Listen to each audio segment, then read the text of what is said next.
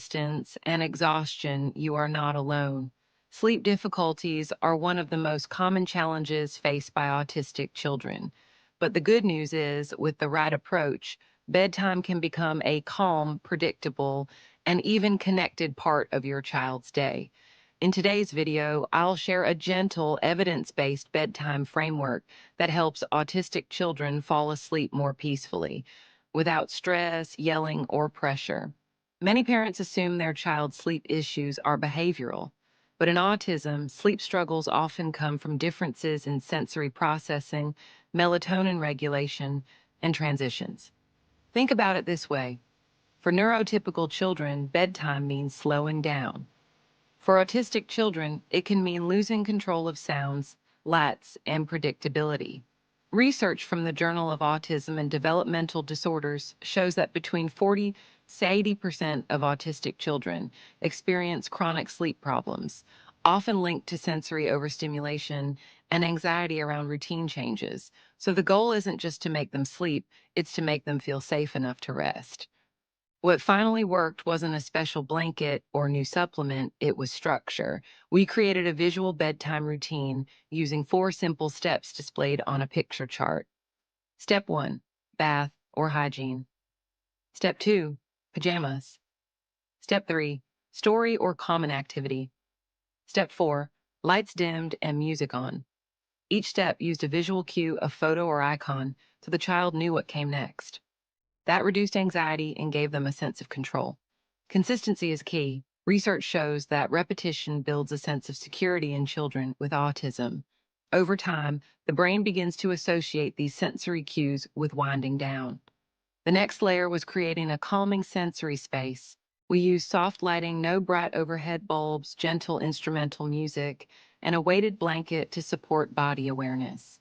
Avoid stimulating screens or toys at least 30 minutes before bed.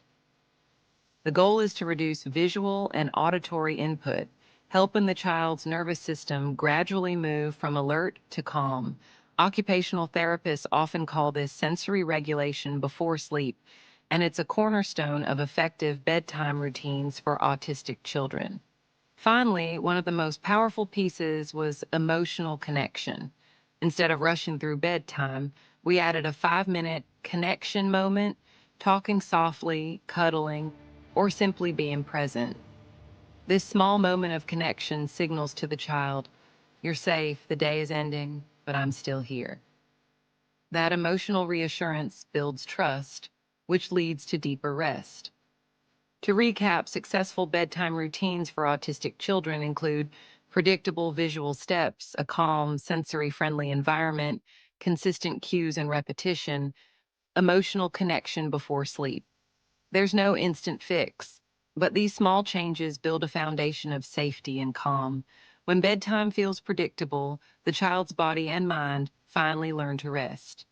Remember, progress may be slow, but it's real. Peaceful nights are possible one calm evening at a time. If you're in the thick of it right now, if you find yourself dreading 7 p.m. every single day, please hear this. You are not failing. Your child is not just being difficult. Their brain and body are struggling with something they can't control.